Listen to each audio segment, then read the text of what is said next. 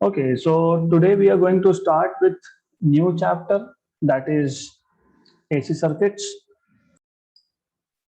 तो AC circuit start करना है, which is chapter number 13. So AC circuit should come after electromagnetic induction because they are closely linked. So let's start with basics required. So we will not go into details of how AC signal is generated, but मैं आपको सिर्फ एक rough idea दूंगा. Normally alternating voltage generate करने के लिए आप एक मैग्नेटिक फील्ड लेते हो. So you already know by now cross का मतलब क्या होता है. क्रॉस का मतलब ये होता है that the field is going inside the plane of your screen. तो you have a magnetic field which is going inside the plane of screen. इसमें आपके पास एक रोटेटिंग कॉइल है. So you have a coil which is rotating here. तो जब ये coil rotate होगा about some axis, flux link with the coil will change and this change in flux with the coil generates alternating EMF which is given by E equal to E0 sin omega t. Okay, right? तो आपको ये पता होना चाहिए that what is waveform of alternating EMF. E equal to E0 sin omega t, ये है alternating EMF. और why do we say कि ये alternating है? क्योंकि यहाँ पे आप देख रहे हो कि एक साइन फैक्टर अपीयर हुआ. तो जब मैं इसका ग्राफ प्लॉट करूंगा, so when you plot the graph of this EMF against time, तो x एक्सिस पे हम टाइम ले लेंगे, y एक्सिस पे हम EMF ले लेंगे, और जब आप इसको प्लॉट करोगे तो आपको एक साइन वेव मिलेगा. और आपको पता है साइन वेव जो होता है वो 0 से π/2 के बीच में पॉजिटिव होता है. उसका कुछ मैक्सिमम वैल्यू आता है पीक वैल्यू. तो साइन की वैल्यू 1 होगी, तब E की वैल्यू E0 होगी. तो ये 0 से पाई के बीच में, नॉट π/2 बट 0 से पाई के बीच में पॉजिटिव होता है. फिर पाई से 2 पाई के बीच में ये नेगेटिव आता है. So that is why it is called as alternating EMF, क्योंकि यहाँ पे EMF positive negative positive negative positive negative ऐसा होता रहेगा. Okay, so this is something very basic. अब क्योंकि आप यहाँ देख रहे हो कि EMF के साथ क्या हो रहा है, ऑफ कोर्स जो EMF के साथ होगा वही करंट के साथ होगा. मतलब अगर EMF अल्टरनेटिंग है तो करंट भी अल्टरनेटिंग मिलने वाला है आपको, which will vary between 0 to maximum value, then 0, then negative maximum, then 0. तो ऐसा करंट के लिए भी होगा, ऐसा आपका इस केस में EMF के लिए भी होगा. तो जब आपके पास EMF या करंट की एक फिक्स वैल्यू, कांस्टेंट वैल्यू नहीं होती है, तो उस केस में आप बात करते हो एवरेज वैल्यूज की या फिर मीन वैल्यूज की. So that is why here, since EMF is alternating, we will have to talk about average value or mean value of EMF. Okay, of EMF. Or AC. In general, AC can be EMF या फिर it can be current also. दोनों में से दोनों ही AC, alternating है दोनों के दोनों, right? अब एक सिंपल सा प्रॉब्लम ये है, अगर आपको मैथमेटिकल थोड़ा सा बैकग्राउंड पता है, तो अगर आप साइन वेव का एवरेज ले रहे हो ओवर वन कंप्लीट साइकिल, ये हाफ साइकिल, ये अगला हाफ साइकिल, तो if you are taking average of sine over one complete cycle, तो you should be aware of this कि जब आप इसका एवरेज वन कंप्लीट साइकिल पे लोगे तो 0 मिलेगा, क्योंकि ये टोटल कैंसलेशन हो जाता है. तो इसलिए जब हम लोग AC सर्किट्स में एवरेज की बात करेंगे, average is different than root mean square. जब हम एवरेज वैल्यूज की बात करेंगे तो उस केस में हम एवरेज कभी भी हाफ साइकिल पे लेते हैं. तो point number 1 which is important here, average is to be taken on half cycle, मतलब 0 से पाई के बीच में. ओके, तो if I want to take average of EMF, तो EMF, ये बाय द वे ये this brackets greater than less than, ये bracket यहाँ पे मीन वैल्यू डिनोट करते हैं. अगर एक क्वांटिटी को आप ऐसे ब्रैकेट्स के बीच में लिख रहे हो तो इट इंडिकेट्स मीन वैल्यू, तो you should know this, it is mean value. Okay, then और आपको पता है पीक वैल्यू मतलब कांस्टेंट वैल्यू, और कांस्टेंट वैल्यू का मीन नहीं होता. ओके, तो कांस्टेंट वैल्यू का जो है वो मीन नहीं होता, कांस्टेंट वैल्यू कांस्टेंट होती है into mean of sin omega t. Okay, so by the way omega t as you know is denoted by theta, क्योंकि आपने सर्कुलर मोशन सीखा है, आपको पता है what is relation between, of course angular velocity is displacement upon time, so displacement is omega into time, तो वही मैंने omega t को थीटा लिखा है, that's it. so this is what you should know. तो अब आपको सबसे पहले साइन थीटा का एवरेज निकालना है. वो एवरेज को आप इस इक्वेशन में डालोगे तो आपको मिल जाएगा एवरेज ऑफ ईएमएफ. तो how do you find out average of sine theta? आप करते हो इंटीग्रेट फ्रॉम 0 टू पाई, क्योंकि हाफ साइकिल पे इंटीग्रेट कर रहे हो, sine theta d theta upon integration 0 to pi d theta. Divide क्यों किया? क्योंकि ये एवरेज का डेफिनेशन है. एवरेज कैसे करते हो? सपोज मैं टाइम पे एवरेज कर रहा हूं, तो टाइम की वैल्यूज लेंगे, सबको ऐड करेंगे. जैसे टाइम की वैल्यू थी 2 4 6 8, तो 2 + 4 + 6 + 8 divided by 4, total number of time intervals. तो यहाँ पे वो डिस्क्रीट था. What is discrete? एक वैल्यू है, फिर दूसरा वैल्यू है, फिर तीसरा वैल्यू है, फिर चौथा वैल्यू है. चारों को ऐड करो, डिवाइड बाय 4 करो. ये डिस्क्रीट के केस में आप एवरेज लेते हो. लेकिन जब कंटिन्यूअस हो, क्योंकि फंक्शन कंटिन्यूअस है ना, साइन फंक्शन कंटिन्यूअस ही है ना, कि ऐसा है आपके पास, यहाँ पे आपके पास एक वैल्यू है, फिर नथिंग, फिर दूसरा वैल्यू है, फिर नथिंग, ऐसा तो नहीं है. तो कंटिन्यूअस के केस में this is definition of average, this is the definition of average. Okay, तो अब साइन थीटा का इंटीग्रल आपको बताना चाहिए, माइनस कॉस थीटा आता है 0 to pi, upon d theta का इंटीग्रल आता है just theta between 0 to pi. So after solving this you will get 2 by pi. तो 2 बाय पाई मतलब 0.637. तो average value of EMF will be its peak value multiply by 2 by pi, मतलब 0.637 E0. ये मैंने यहाँ पे सिर्फ 0.637 सब्स्टिट्यूट किया है. सिमिलरली अगर आप करंट की एवरेज वैल्यू निकालोगे तो करंट की एवरेज वैल्यू भी आपको ऐसी ही मिलने वाली है, 2/पाई multiplied by its peak value. तो ये आ जाएगा आपका 2 by pi is 0.637 into I0. Right, now the next quantity that you should be aware of is root mean square value. Root mean square, RMS value. अब ये RMS value की क्या जरूरत हुई? देखो प्रॉब्लम क्या है पहले वो समझ लो.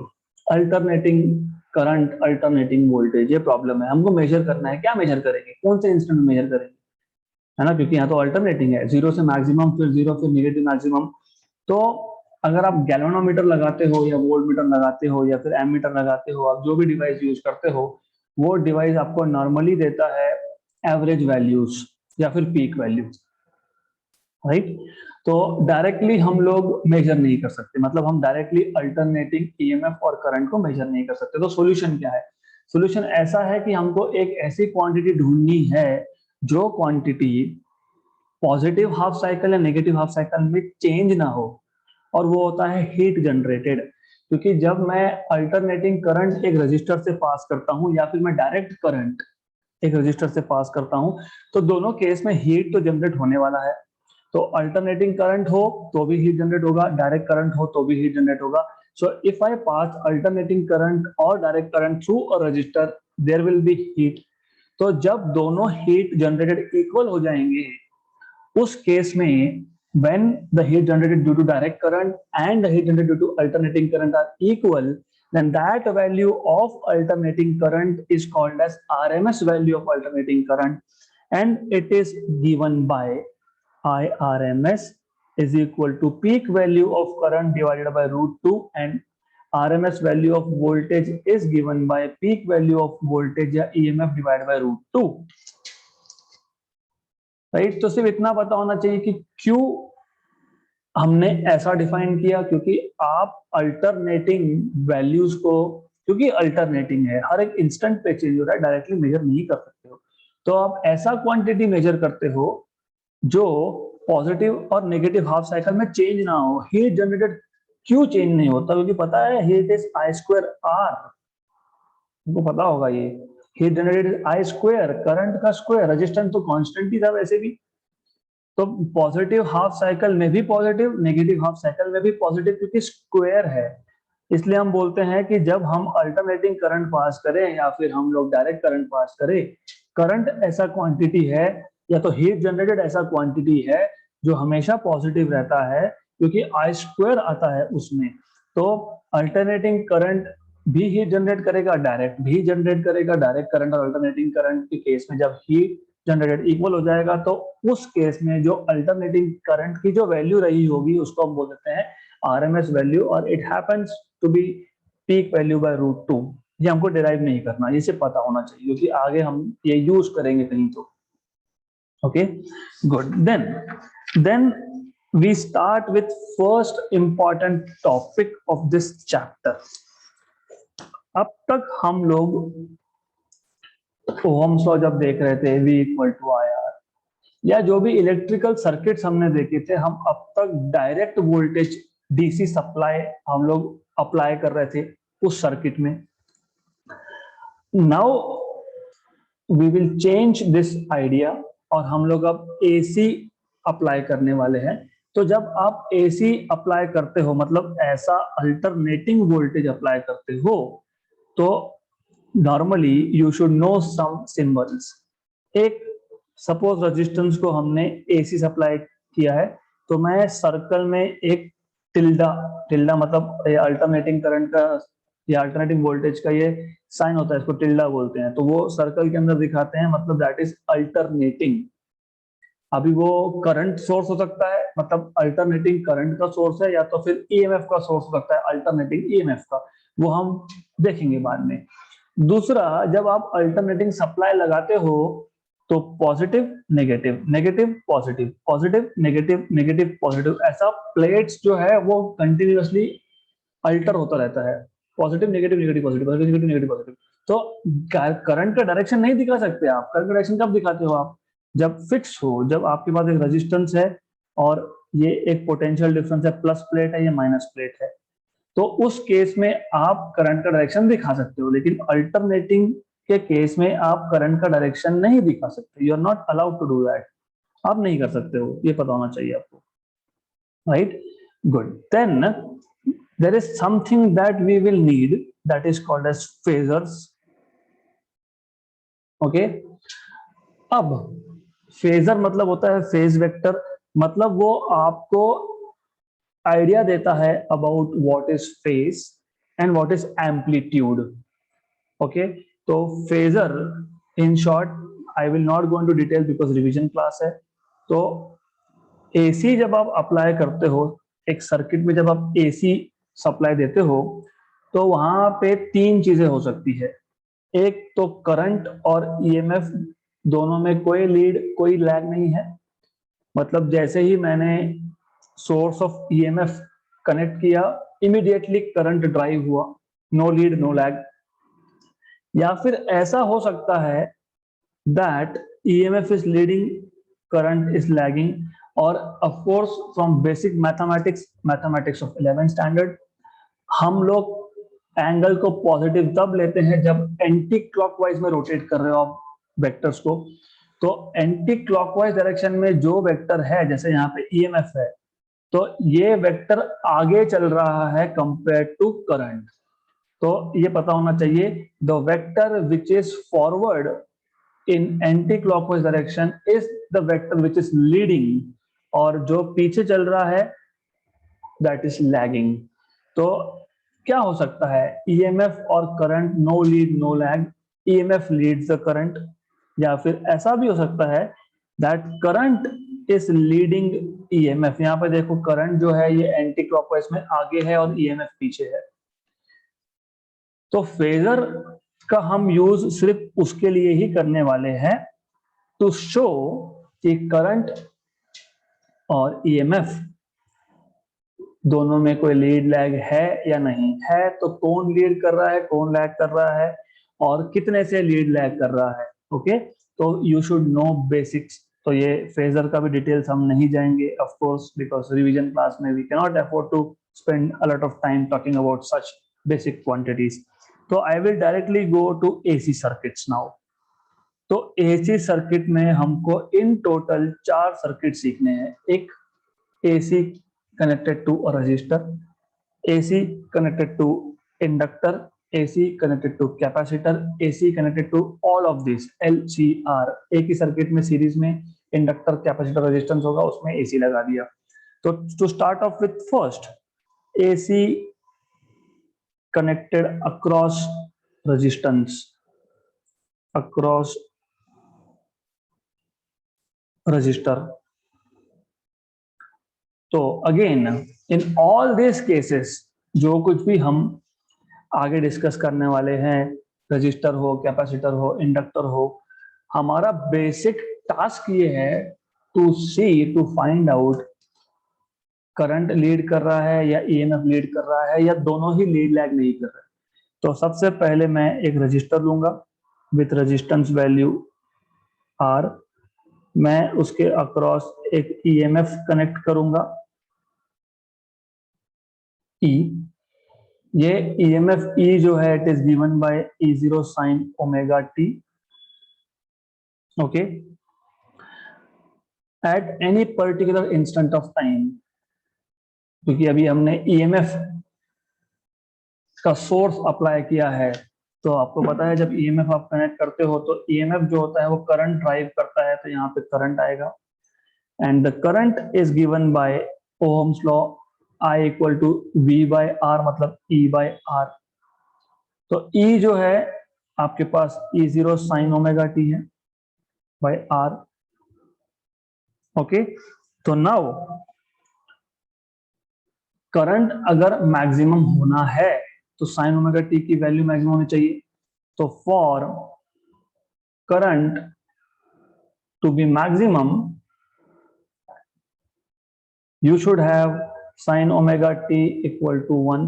तो मैक्सिमम वैल्यू ऑफ करंट को हम आई मैक्स बोलते हैं या फिर I0 से डिनोट करते हैं, peak value that is E0 by R। Sine omega T की वैल्यू 1 है, देयरफॉर आपको मिल गया I0 equal to E0 by R, equation number 2। ये है इक्वेशन नंबर 1। ये इक्वेशन नंबर 2 मैं इक्वेशन नंबर 1 में सब्स्टिट्यूट करूंगा तो मुझे मिलेगा I equal to I0 sine omega t, क्योंकि E0 बाय R था I0। तो हमको मिल गया करंट का वेव फॉर्म। तो what do we notice from equation number, let us say मैं इसको बोलता हूं 1, इसको बोलता हूं 2, इसको बोलता हूं 3 and let me call this as 4। तो what do we notice from equation number 1 and equation number 4? Equation 1 हमको बताता है that EMF is varying as E0 sin omega t and current is varying as I0 sin omega t। इसका मतलब there is no lead, no lag। So from equation number 1 and 2, both EMF and current are sine waves। 2, there is no lead, no lag, so they are in phase। So current and EMF are in phase, they are in phase, no lead, no lag। okay, there is no lead and no lag। तो if I want to draw, अगर हमको diagrammatically देखना होगा तो कैसे आएगा? तो time axis दोनों के लिए कॉमन है, ये EMF एक्सिस है। मैं करंट एक्सिस इसके ऊपर ओवरलैप कर लेता हूं। So let me overlap current axis on this. ये करंट एक्सिस आ गया, the one in the red. Okay, तो ये है आपका करंट एक्सिस I। EMF की बात करोगे तो EMF E0 sin omega t है, तो ये आ गया आपका E0 E0 sin omega t with this maximum value as E0। और अगर आपने ध्यान दिया होगा तो E0 को जब मैंने रेजिस्टेंस से डिवाइड किया तब I0 मिला, मतलब peak value of current is less than peak value of EMF। तो करंट का वेव फॉर्म ऐसा आएगा, even though they are in phase मतलब दोनों का क्रेस्ट मैच हो रहा है, ट्रफ मैच हो रहा है, मतलब दोनों का पीक वैल्यू एक ही टाइम पे आ रहा है, दोनों का जीरो वैल्यू एक ही टाइम पे आ रहा है, सो ऑन सो फोर्थ। सिर्फ यहाँ पे ऐसा ही है that I0 is less in amplitude, मतलब करंट का एम्पलीट्यूड कम है compare to EMF। so pardon me for my drawing मेरा it's of course bad, I already know this, so right। so अब अगर if I want to show this with the help of phasor diagram तो कैसे होगा? EMF के लिए I will draw like this, ये EMF है। EMF क्या है यहाँ पे? E of R, क्योंकि ER क्यों लिख रहा हूं मैं, E suffix R क्यों लिख रहा हूं? क्योंकि ये रजिस्टर का केस था। तो EMF in case of resistance, जब आपने AC के अक्रॉस रेजिस्टेंस को लगाया था तब, तो हमने देखा कि करंट और EMF में कोई लीड लैग नहीं है, तो करंट और EMF दोनों को हम एक ही डायरेक्शन में दिखा सकते हैं लाइक दिस। तो करंट और EMF का डायरेक्शन यहाँ पे सेम है, नो लीड नो लैग। जब EMF का पीक तब करंट का पीक, जब EMF का मिनिमम वैल्यू तब करंट का मिनिमम वैल्यू, राइट। सिर्फ दोनों का एम्पलीट्यूड में डिफरेंस है, इसलिए मैंने करंट का वेक्टर छोटा बताया है कंपेयर टू EMF का vector, right. This is one thing that you should no, you should always understand. Now what happens if I apply, जैसे AC हमने अक्रॉस रजिस्टर लगाया था, वैसे ही हम AC हम लोग कनेक्ट कर सकते हैं across inductor. So we can connect AC across inductor as well। तो इस केस में क्या होगा, हमारे पास एक इंडक्टर कॉइल है, उसके बाद हमारे पास एक AC है। अब यहाँ पे इंटेंशनली मैं थोड़ा चेंज कर रहा हूँ, पहले हमने सोर्स ऑफ EMF कनेक्ट किया था, यहाँ पे हमने E equal to E0 sine omega t connect किया था। हम इस केस में भी बोल सकते हैं कि हमने EMF का सोर्स कनेक्ट किया है इंडक्टर को, लेकिन इंटेंशनली मैं ऐसा मेंशन करूंगा, consider a current source, alternating current source is connected across inductor।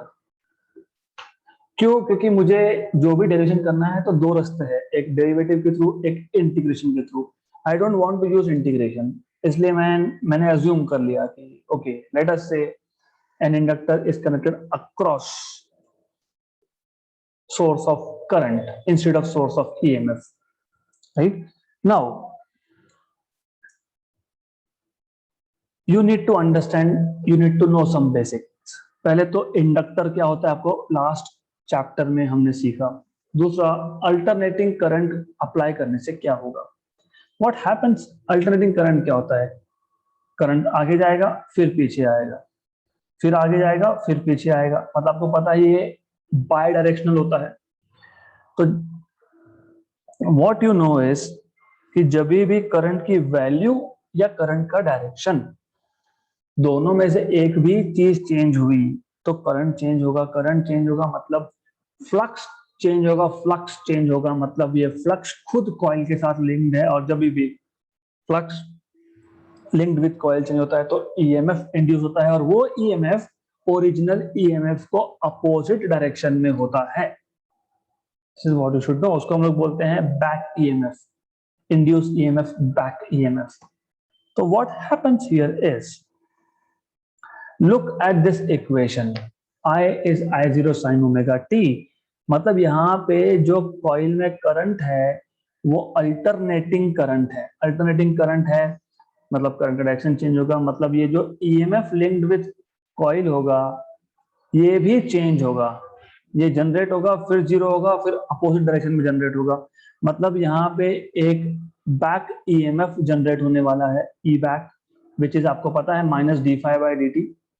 और आपको पता है ये आपने फाई लिखा था एल आई, सेल्फ इंडक्टेंस, तो minus L I d t, मतलब ये आपके पास आया था minus L d I by d t, ऐसा आपके पास आया था ये। तो अब दो ईएमएफ हो गए आपके पास, यू हैव टू ईएमएफ। एक तो जो ईएमएफ आपने अप्लाई किया है, कनेक्ट किया है, दूसरा जो बैक ईएमएफ जनरेट हुआ है। Then according to loop law, Kirchhoff's loop law, summation of all the EMFs in a closed circuit is equal to 0. मतलब E plus E back equal to 0, और E back आपको already पता है, ये है आपका minus L d I by d t equal to 0। मतलब आपके पास ये है E equal to L d I by d t, और हमने ऑलरेडी करंट का wave form I zero sine omega t ये अज्यूम करके रखा है। तो ये आएगा आपका L, I zero peak value constant होती है, साइन ओमेगा टी का derivative cos omega t into omega होता है, तो आपको मिल गया E is equal to omega L I zero cos omega t, right. ये आ गया आपका ईएमएफ। अब हम बोलेंगे कि ईएमएफ मैक्सिमम कब, जब कॉस की वैल्यू मैक्सिमम। तो EMF E is maximum when E is E max which is equal to peak value E zero. Therefore आपको मिलेगा E is equal to E zero, of course जब cos omega T था 1 था। देखो equation क्या है आपके पास, E omega L I zero cos omega T, तो जब कॉस ओमेगा टी की वैल्यू 1 होगी तो ई की वैल्यू ई जीरो होगी, तो आपको मिलेगा E zero equal to omega L I zero, right. Therefore you will get E is equal to omega L I zero था यहाँ पे, कॉस ओमेगा टी था, लेकिन ओमेगा एल आई जीरो आपके पास आ गया ई जीरो, तो ये आ गया E zero peak value of EMF. इसको हम लिख सकते हैं E equal to E zero. This is important because you can write this as sine of, आपको पता है sine of pi by two plus theta is cos theta, तो sine of pi by two plus omega T, मतलब E equal to E zero sine of omega T plus, plus important है यहाँ पे plus. Equation number 2, यहाँ पे ये जो current का हमने फॉर्म लिया है इक्वेशन नंबर 1। तो सो फार व्हाट वी हैव डन, हमने एक इंडक्टर लिया, इंडक्टर को source of current, current source apply किया है, अल्टरनेटिंग करंट सोर्स। तो अल्टरनेटिंग करंट की वजह से ईएमएफ इंड्यूस हुआ, वो ईएमएफ बैक ईएमएफ होता है which is given by minus L d I by d. हमने फिर किरचॉफ्स लूप लॉ अप्लाई किया according to which summation of all the EMF in a closed circuit, circuit close होना चाहिए, is equal to 0। तो E plus E back is 0, मतलब E equal to minus L d I by d t equal to 0, मतलब E is equal to L d I by d T. तो I हमको पता है I zero sine omega T है। देखो यहाँ पे डेरिवेटिव ले रहे हैं, अगर मैं शुरुआत ही ऐसा करता ना कि हमने I equal to I zero sine omega t नहीं कनेक्ट किया, हमने E equal to E zero sine omega t connect किया है, तो फिर इंटीग्रेट करना पड़ता हमको। So that is okay, it's just fine, you can go with either method, आपके ऊपर है क्या यूज करना है। तो डेरिवेटिव ले लिया, हमको मिल गया E equal to omega L I zero cos omega t. Cos omega T की वैल्यू 1, मतलब E की वैल्यू मैक्सिमम, मतलब उसको पीक वैल्यू मतलब ई जीरो बोलेंगे या ई मैक्स बोलेंगे। तो ई जीरो मिल जाएगा ओमेगा एल आई जीरो, तो E equal to E zero cos omega T आ गया। कॉस ओमेगा टी को लिखोगे sine of pi by two plus omega T, ऐसा लिखोगे। गुड। तो what do we notice from equation 1? Remember equation 1 था I zero sine omega T, यहाँ पे E equal to 0 sine omega T plus pi by 2 है, plus plus मतलब EMF lead कर रहा है बाय पाई बाय 2। मतलब जब मैं फेजर डायग्राम ड्रॉ करूंगा तो मुझे ईएमएफ को अलोंग वाई एक्सिस दिखाना पड़ेगा, पॉजिटिव वाई, और करंट को मुझे दिखाना पड़ेगा यहाँ पे. सो this is current over here which is lagging, and you have EMF over here which is leading by pi by 2 radians या फिर 90 degrees. Okay, so this is your conclusion. पहले तो दोनों साइन वेव है. From equation number 1 and 2 we see that EMF and current both are sine waves. Number 2, EMF leads current by pi by 2 radians. Now अगर आप इस equation की बात करते हो, also E0 equal to omega L I0, तो अगर मैं इसको ऐसा लिखता हूं E0 by I0 equal to omega L,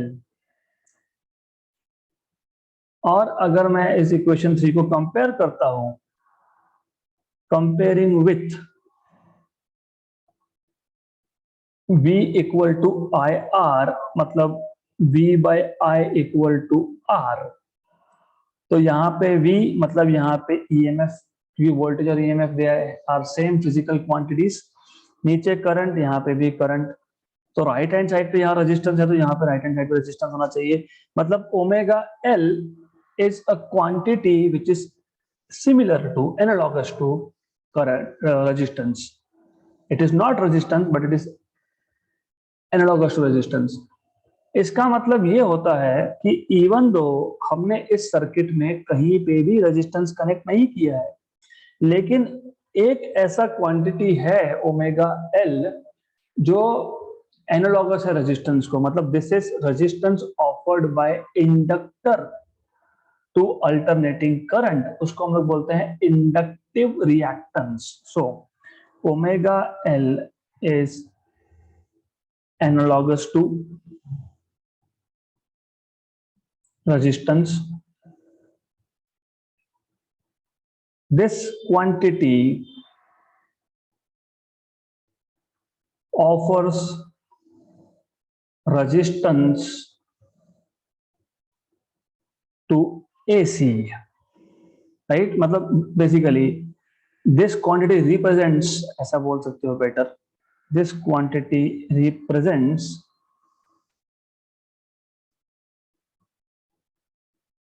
resistance offered by inductor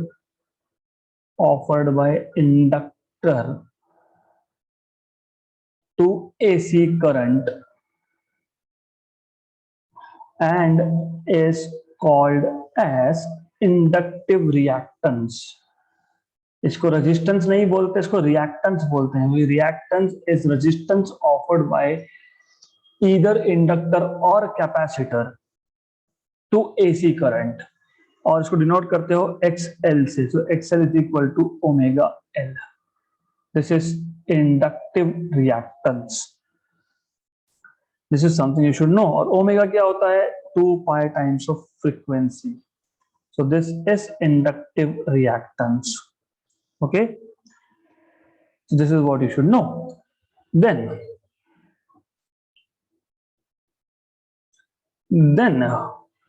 we need to see what happens now अगर हमने इसी AC के अक्रॉस इंस्टेड ऑफ इंडक्टर अगर मैंने कैपेसिटर लगा लिया तो क्या होगा? तो that will be AC connected across a capacitor, AC connected across a capacitor. तो यहां पे मैं कनेक्ट कर देता हूं एक कैपेसिटर को विथ कैपेसिटी C, और अगेन मैं अब बोलूंगा कि हमने यहाँ पे EMF सोर्स लगाया है A0 sin ओमेगा t. तो याद रखना, रजिस्टर के केस में आप EMF सोर्स लगाते हो, इंडक्टर के केस में आप करंट सोर्स लगाते हो, कैपेसिटर के केस में वापस आप EMF सोर्स लगाते हो. आप तीनों केस में EMF सोर्स लगा सकते हो, कोई फर्क नहीं पड़ता. सिर्फ फिर आपको इंटीग्रेशन के थ्रू इक्वेशंस डिराइव करने पड़ेंगे, and which I think students find it difficult, इसलिए मैं वैसा नहीं बताता हूँ. So what do you know about capacitance? तो अगर आपको याद होगा capacitance you define as charge upon voltage, यहाँ पे वोल्टेज की जगह पे ईएमएफ है। ओके, तो आपको मिल जाएगा चार्ज, क्योंकि कैपेसिटर में चार्ज ही स्टोर होता है, तो charge equal to capacitance into E. Okay, but as you know from equation number 1, C into E, but E is E0 sin omega t, और आपको पता है charge, I mean of course you should no. चलो derivative ले लेते हैं, फिर समझेगा आगे मैं क्या बोल रहा हूँ। If I take derivative on both side with respect to time, तो dq by dt equal to d dt of C E0 sin omega t। अब dq by dt is current, rate of flow of charge is current, C constant, E0 constant, derivative of sin omega t। तो I equal to C E0 sin का derivative cos omega t into omega, क्योंकि omega t का derivative वापस से omega आएगा, तो I equal to ओमेगा C E0 cos omega t आ गया आपके पास।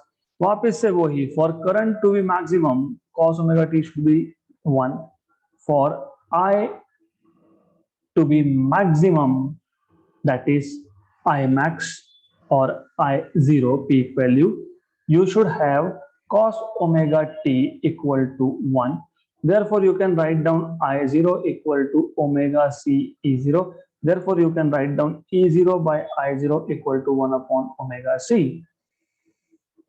वापस से the same thing, यहां भी I0 by E0 by I0 है, मतलब वापस 1 upon omega C is equivalent to resistance, which is denoted by XC and called as capacitive reactance.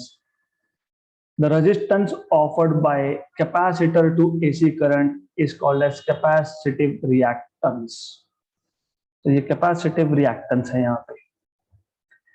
Okay, so therefore you will have XC is equal to 1 upon omega C, which is equal to 1 upon 2 pi FC. Now one thing that I have not shown here is, जैसे यहाँ पे हमने sine waves दोनों दिखाए थे, wave form में EMF और current को कंपेयर किया था।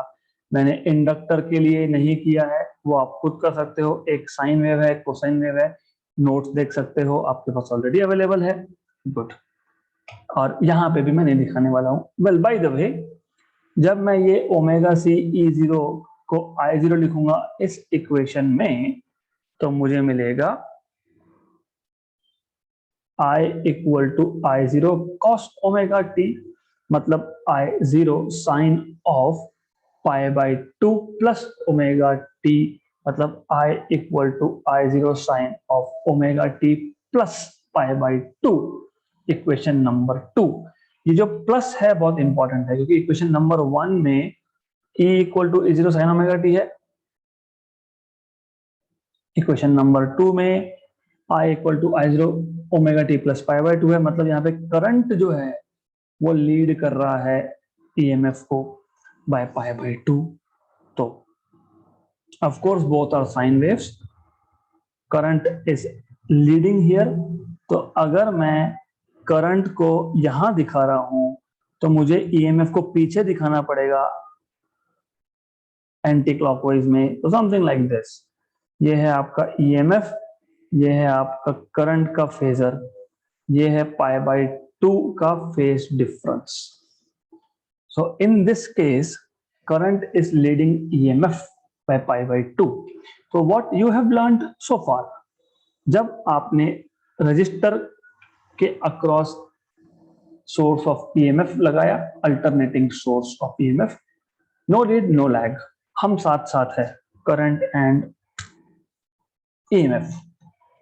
when you connected inductor के across alternating source of current, EMF leads, current lags, and of course there is a quantity which is called as inductive reactance, which is offering resistance to alternating current।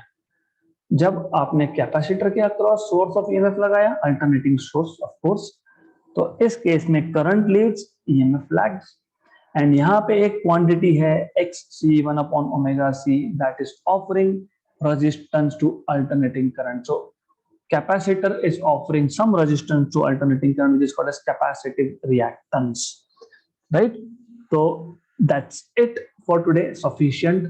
हम लोग कल ये तीनों के तीनों एक साथ लगा देंगे, फिर बाद में पावर कंजम्पशन का इक्वेशन देखेंगे, and hopefully because there's not a lot, maybe by tomorrow we will finish this chapter off. So we'll stop here for the time being.